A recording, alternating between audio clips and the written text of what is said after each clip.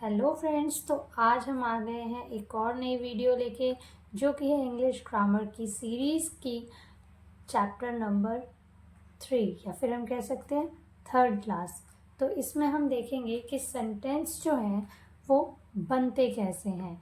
यानी कि जब हम कोई सेंटेंस लिखते हैं या बोलते हैं तो उनमें 3 ही चीज़ें सबसे ज़्यादा इम्पोर्टेंट होती हैं। एक है सब्जेक्ट, एक है वर्ब और एक है ऑब्जेक्ट। ये चीज़ तो आप लोगों को बहुत ही अच्छे से पता है। तो चलिए हम देखते हैं, एक एग्जांपल लेते हैं। She speaks English. वह इंग्लिश बोलती है।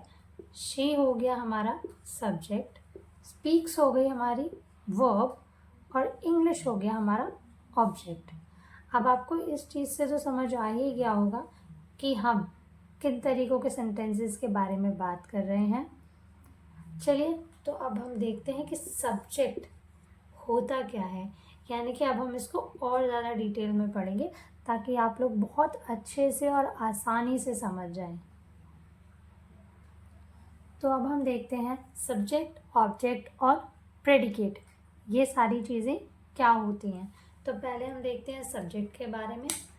सेंटेंस में जो काम करता है या जिसके बारे में कोई बात की जाए, यानी कि कर्ता। आप अगर बोलोगे तो मैं एक कारक की भी वीडियो आपके लिए ला दूंगी। तो यहाँ पे कर्ता कौन है? जो काम कर रहा है वो है कर्ता, यानी कि जिसके बारे में बात हो रही है। For example, Rohan is laughing, यहाँ पे रोहन सब्जेक्ट है। Alia is eating food, he is playing, I am eating. तो इसमें आप देख सकते हैं रोहन, आलिया, ही, शी, इट, वी, इन तरीके के जो वर्ड्स होते हैं वो होते हैं आपके सब्जेक्ट। अब ऐसा नहीं है कि नहीं, रोहन कोई आदमी है या लड़का है इसलिए हम उसके बारे में बात कर रहे हैं। हम किसी भी नाउन के बारे में बात कर सकते हैं। जैसे Delhi is a beautiful city. तो यहाँ पे जो दिल्ली है वो भी आपका सब्जेक्ट में आता है। या फिर हम बोले द बॉल इज़ रेड, कि वो बॉल कैसी है? रेड। तो इसमें जो द बॉल है वो आपका सब्जेक्ट है। तो इसलिए ज़रूरी नहीं है कि कोई नाम ही हो या कोई इंसान ही हो तो वही सब्जेक्ट में आता है। हाँ, जिसके बारे में बात की जाए, जैसे यहाँ पे दिल्ली के बारे में बात की जा रही है, यहाँ पे बॉल के बारे में बात की जा रही है, तो यही आपका सब्जेक्ट होगा। अब हम बात करते हैं ऑब्जेक्ट की। ऑब्जेक्ट क्या होता है? सेंटेंस में जिस पर काम का असर पड़ता है, यानी कि हु रिसीव्स द एक्शन। यानी कि हमने पहले जो सब्जेक्ट पढ़ा, सब्जेक्ट ने कोई काम किया और उस काम का असर पड़ा ऑब्जेक्ट पे। ठीक है, फॉर एग्जाम्पल देख लेते हैं। शी स्पीक्स फ्रेंच, वो क्या बोलती है? वो फ्रेंच बोलती है। तो इसमें फ्रेंच जो है वो ऑब्जेक्ट होगा और शी क्या होगा? शी होगा हमारा सब्जेक्ट, क्योंकि कर्ता कौन है? शी, और हो क्या रहा है? फ्रेंच बोली जा रही है। फिर है आई लव माई सिटी। आई क्या है? आई इसमें सब्जेक्ट है और माई सिटी जो है वो है इसका ऑब्जेक्ट। और उसके बाद नेक्स्ट देखते हैं, I like your video. Obviously you like my video, that is why तो मैं आगे बना रही हूँ। इसमें आई जो है वो सब्जेक्ट है और योर वीडियो जो है वो ऑब्जेक्ट है। Next one, I bought a bag, मैंने एक बैग खरीदा। आई इसमें सब्जेक्ट है और अ बैग जो है वो हमारा ऑब्जेक्ट है। तो आई होप आपको ये चीज़ें समझ में आ रही होंगी, बहुत ही ईजी है। और अगर आपको कहीं पे भी कोई भी डाउट होता है तो आप मेरे से कमेंट सेक्शन में पूछ सकते हैं, मैं आपको ज़रूर जवाब दूंगी। तो चलिए बढ़ते हैं आगे। अब एक चीज़ और देखते हैं कि जो हमारा ऑब्जेक्ट होता है, ऑब्जेक्ट के भी दो टाइप होते हैं, एक होता है डायरेक्ट ऑब्जेक्ट और एक होता है इनडायरेक्ट ऑब्जेक्ट। अब डायरेक्ट ऑब्जेक्ट क्या कहता है, काम का डायरेक्ट असर जिस पर पड़ता है, यानी कि जो भी हम काम कर रहे हैं और उस काम का असर उस चीज़ पे डायरेक्ट पड़ रहा है, तो वो होता है डायरेक्ट ऑब्जेक्ट। जैसे कि आई ईट पिज़्ज़ा, आई इसमें हमें सब्जेक्ट दिख रहा है, ईट हमने खाया, क्या खाया, पिज़्ज़ा खाया। अब आराम से एक पिज़्ज़ा की स्लाइस बैठी हुई थी यहाँ पे और तुमने क्या किया, तुमने उसको यहाँ से चबा लिया। अब यहाँ से जब चबा लिया तो उस बेचारे पिज़्ज़ा पे तो फ़र्क पड़ा ना, और धीरे धीरे करके ये पिज़्ज़ा तुम पूरा खा गए और इस पूरा पिज़्ज़ा खाने के बाद ये पिज़्ज़ा हो गया गायब। यानी कि आई ने जो भी काम किया उसका डायरेक्ट असर पिज़्ज़ा पर पड़ा, तो वो हो गया direct object. Rohan met me, Rohan मुझसे मिला। अब यहाँ पे तो रहने ही दो, इसको यहाँ पे ख़त्म करते हैं। रोहन हुआ हमारा सब्जेक्ट और मी हुआ यहाँ पे ऑब्जेक्ट। उसके बाद देखते हैं इनडायरेक्ट ऑब्जेक्ट। डायरेक्ट ऑब्जेक्ट का असर जिस पर पड़ता है या जिसको डायरेक्ट ऑब्जेक्ट मिल ही जाता है, जैसे कि आपके पास जो भी ऑब्जेक्ट है वो सब्जेक्ट को मिल गया, डायरेक्ट मिल गया, उसको कोई मेहनत करनी ही नहीं पड़ी।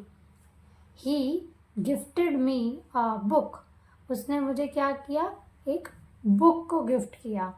अब बुक तो मुझे डायरेक्ट मिल ही गई ना, उसने मुझे गिफ्ट कर दी तो मुझको तो उसमें कोई काम ही नहीं करना पड़ा।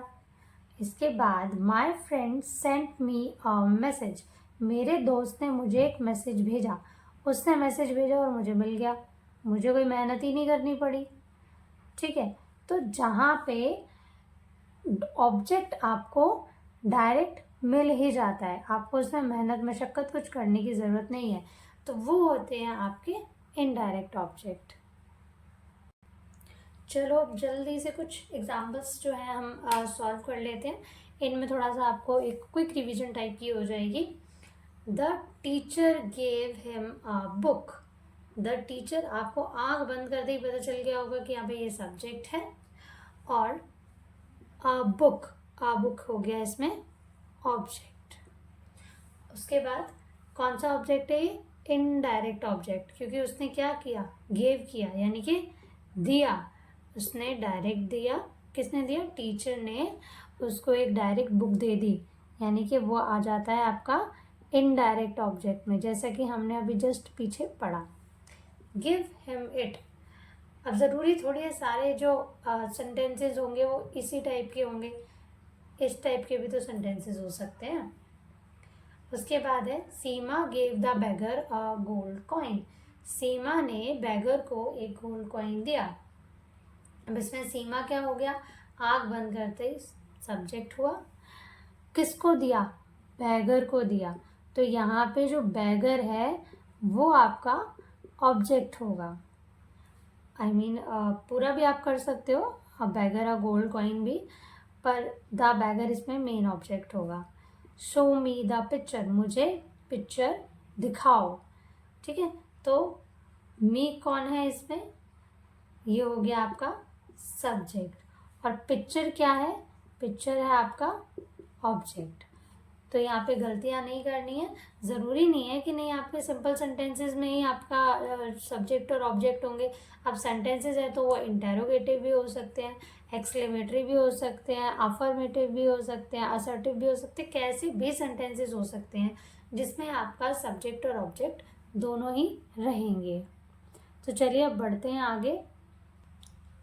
इसके बाद हम देख लेते हैं टाइप्स ऑफ सब्जेक्ट। अभी हमने ऑब्जेक्ट के टाइप्स पढ़े, अब हम सब्जेक्ट के टाइप्स देख लेते हैं। पहला होता है सिंपल, कौन काम करता है या जिसके बारे में बात की जाती है, यानी सिंपल सब्जेक्ट। अभी हमने जो पहले पढ़ा कि जिसके बारे में बात की जाती है वो होता है आपका सब्जेक्ट, और वो होता है सिंपल सब्जेक्ट। जैसे Anjali is going to hospital, Anjali कहाँ जा रही है, हॉस्पिटल जा रही है, तो अंजलि जो है वो हमारा सिंपल सब्जेक्ट है। उसके बाद आता है कंप्लीट सब्जेक्ट, कंप्लीट सब्जेक्ट यानी कि simple subject plus modifier. Modifier क्या होते हैं, मॉडिफायर होते हैं आपके सब्जेक्ट को और इन्हेंस करके और बड़ा चढ़ा के अगर बता रहे हैं या उसको और ज़्यादा क्लियर कर रहे हैं कि जो चीज़ है वो कैसी है, तो वो जो वर्ड्स होते हैं वो मॉडिफायर में होते हैं। जैसे कि आप एग्जांपल देखोगे, the big cat went there. Cat कैसी है? बिग है, तो इसमें जो बिग है वो मॉडिफायर है, यानी कि big cat, the big cat पूरा आपका सब्जेक्ट होगा। द 4 न्यू स्टूडेंट्स, स्टूडेंट्स कैसे हैं? 4 हैं और कैसे हैं? नए हैं, तो द 4 न्यू स्टूडेंट्स, ये आपका पूरा सब्जेक्ट होगा। इसमें मॉडिफायर है आपका न्यू, न्यू भी हो सकता है, 4 भी हो सकता है। उसके बाद आता है the big red ball. Ball कैसी है? बड़ी है और लाल है, तो द बिग रेड बॉल, ये हो गया आपका मॉडिफायर। तो ये होते हैं आपके कंप्लीट सब्जेक्ट। तो आई होप आपको सिंपल सब्जेक्ट और कंप्लीट सब्जेक्ट में फ़र्क पता चल गया होगा। चलिए अब आगे बढ़ते हैं। हम एक और एग्जांपल देखते हैं।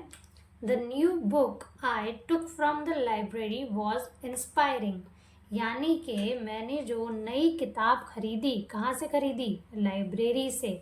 वो कैसी थी? इंस्पायरिंग थी। तो अब हम देख रहे हैं कि इसमें जो हमारा सब्जेक्ट है वो क्या है? सब्जेक्ट है बुक, पर यहाँ पे जो बुक है वो पूरा सब्जेक्ट नहीं है, क्योंकि बुक कैसी है? बुक नई है, और उसने कहाँ से ली? लाइब्रेरी से ली।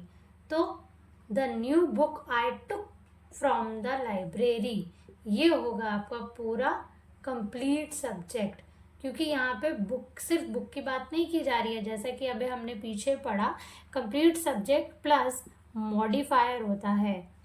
मॉडिफायर यहाँ पे है ना, मॉडिफायर ये है कि उसने कैसी बुक खरीदी? नहीं खरीदी। कहाँ से ली? लाइब्रेरी से ली। तो ये पूरा का पूरा ही आपका कंप्लीट सब्जेक्ट होगा। तो कभी भी कंफ्यूज नहीं होना है कि सिंगल सब्जेक्ट भी हो सकता है, सिंपल सब्जेक्ट भी हो सकता है, और आपका कंप्लीट सब्जेक्ट भी होता है। जैसा कि ये पूरा का पूरा ही सब्जेक्ट है। कहीं पे सिर्फ रोहन, मोहन, ऐसे सिर्फ नाम सब्जेक्ट हो सकते हैं, और कहीं पे पूरा का पूरा सेंटेंस आपका जो है वो सब्जेक्ट हो सकता है। तो आपको ध्यान रखना है इस चीज़ का। इसके बाद आता है हमारा कंपाउंड सब्जेक्ट। कंपाउंड सब्जेक्ट क्या होता है? +2 और मोर सब्जेक्ट, जिसमें 2 या 2 से ज़्यादा सब्जेक्ट होते हैं। तो जैसे कि आप यहाँ पे एग्जांपल देख ही पा रहे हो, the cat and the rat are sleeping. Cat और रैट दोनों ही यहाँ पे सो रहे हैं। The book and the pencil are on table. तो टेबल पे क्या रखा है? बुक और पेंसिल दोनों ही टेबल पे रखे हुए हैं। चलिए अब हम बात कर लेते हैं प्रेडिकेट की, और प्रेडिकेट के पढ़ते हैं टाइप्स। अब प्रेडिकेट होता क्या है? सब्जेक्ट के अलावा जो भी उस सेंटेंस में बचता है वो सब प्रेडिकेट होता है। अब आप बोलोगे कि अभी तो हमने पढ़ा कि ऑब्जेक्ट भी होता है, ठीक है, तो हम ये कह सकते हैं कि जो ऑब्जेक्ट है वो भी प्रेडिकेट का ही पार्ट है। तो सब्जेक्ट के अलावा जो भी पूरे सेंटेंस में बचा वो हुआ हमारा प्रेडिकेट। सेंटेंस में सब्जेक्ट क्या कर रहा है उस बात को प्रेडिकेट कहते हैं। इसको तो आप बहुत अच्छे से समझ ही चुके होंगे। बाकी जो मैंने ये चीज़ बताई ये बहुत ही ईजी है समझने में, और अगर आपको मेरी मेहनत थोड़ी सी भी यूज़फुल लग रही है अपने लिए तो प्लीज़ मेरे चैनल को फॉलो ज़रूर कर लें, ताकि मैं आपके लिए ऐसे ही मेहनत से और वीडियोस ला सकूं, और मेरे वीडियोस को लाइक ज़रूर करें। तो चलिए बढ़ते हैं हम कुछ एग्जांपल्स की तरफ। आई एट, मैंने खाया। आई क्या हो गया इसमें? सब्जेक्ट, और एट क्या हो गया? प्रेडिकेट। उसके बाद द डॉग बार्क्स। डॉग क्या कर रहा है? भौंक रहा है। कुत्ता भौंक रहा है। तो बार्क तो आप बोलोगे अरे ये तो वर्ब है, लेकिन वर्ब तो है, तो वर्ब हो या ऑब्जेक्ट हो या कुछ भी, वो सब प्रेडिकेट का ही पार्ट है। तो द डॉग के बाद जो भी बचा वो एक प्रेडिकेट है। He went to the market. He क्या हो गया इसमें? ही हो गया आपका सब्जेक्ट, और बाकी जो बचा हुआ ये हो गया predicate. The exam was difficult. Exam कैसा था? डिफ़िकल्ट था।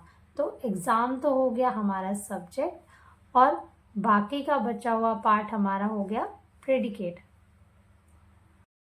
तो नेक्स्ट है हमारे टाइप्स ऑफ प्रेडिकेट। सबसे पहले आता है सिंपल प्रेडिकेट, जिसमें सिर्फ काम बताया जाए, यानी कि एक सिंपल सा सेंटेंस, बर्ड्स फ्लाई।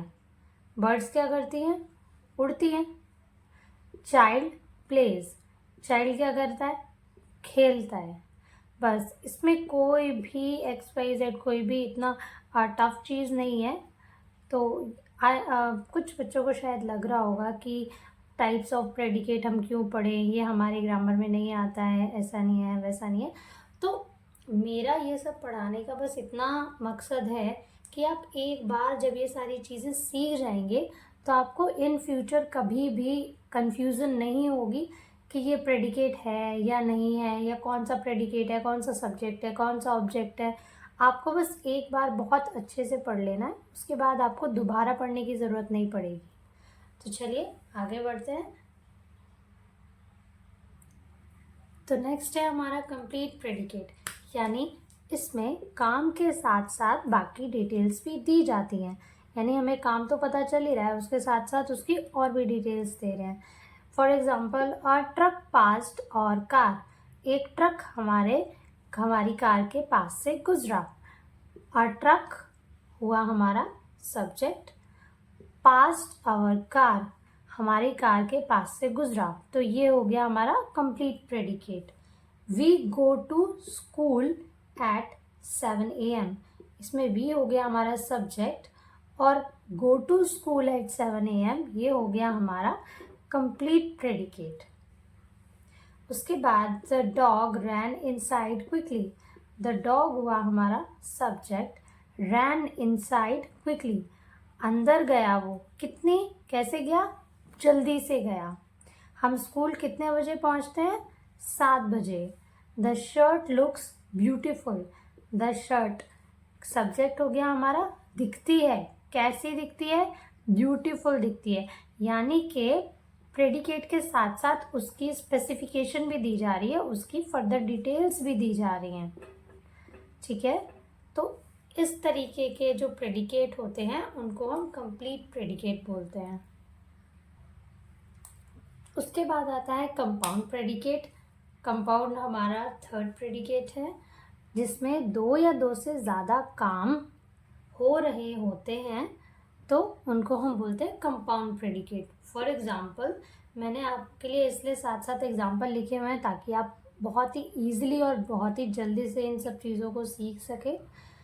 तो he ran away and never returned, वो भाग गया और कभी वापस नहीं आया।